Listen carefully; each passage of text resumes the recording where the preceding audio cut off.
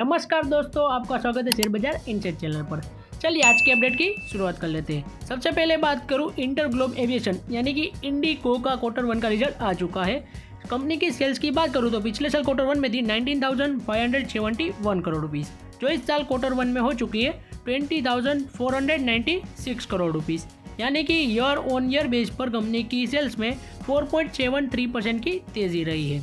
और quarterly base पर बात करूं तो कंपनी का पिछले क्वार्टर में सेल्स थी 22,152 करोड़, यानी कि क्वार्टरली बेस पर गिरावट रही है 7.48% की, यानी कि कंपनी की सेल्स काफ़ी ठीक ठाक रही है, कुछ ज़्यादा परफॉर्मेंस नहीं रही है।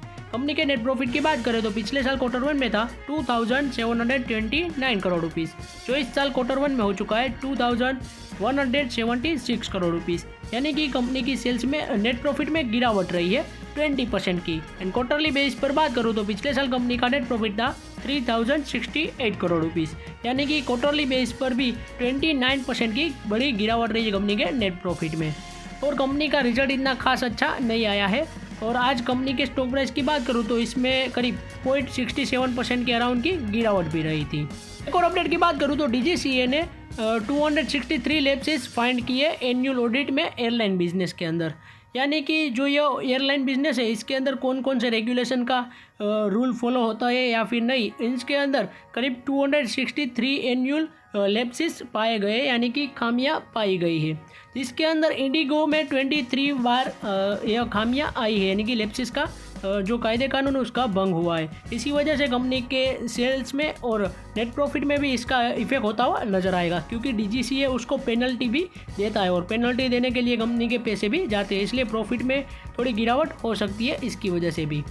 अब देखते हैं कल के दिन इंडिगो के स्टॉक प्राइस में क्या इसकी इम्पैक्ट वापस से होती है।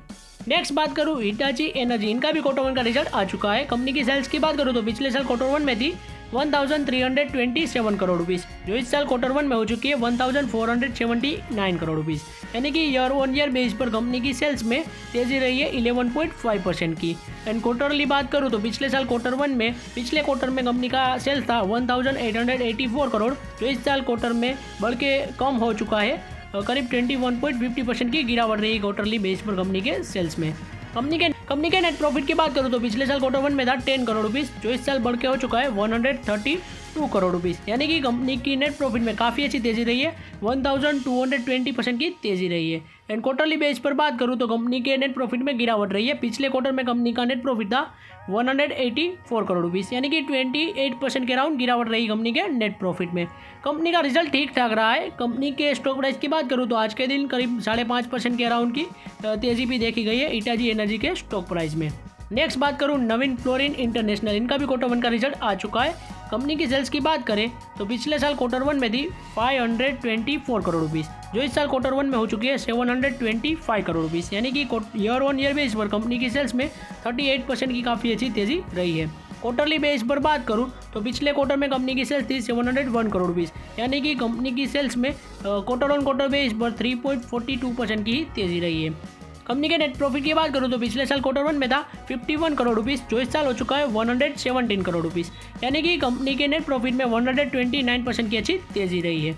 एंड क्वार्टरली बेस पर बात करूं तो कंपनी के क्वार्टरली बेस पर नेट प्रॉफिट में 23% की तेज़ी रही है। पिछले क्वार्टर में कंपनी का नेट प्रॉफिट था 95 करोड़ रुपीज़, यानी कि कंपनी का रिजल्ट ठीक ठाक अच्छा आया है। इसी वजह से कंपनी के स्टॉक प्राइस में आज देखें तो करीब 0.1% के अराउंड ही तेज़ी रही थी। और अभी कंपनी का रिजल्ट आया है, इसलिए कल के दिन कंपनी के स्टॉक प्राइस में काफ़ी अच्छी तेज़ी भी देखी जा सकती है, क्योंकि कंपनी का रिजल्ट मुझे तो पर्सनली काफ़ी अच्छा लगा है।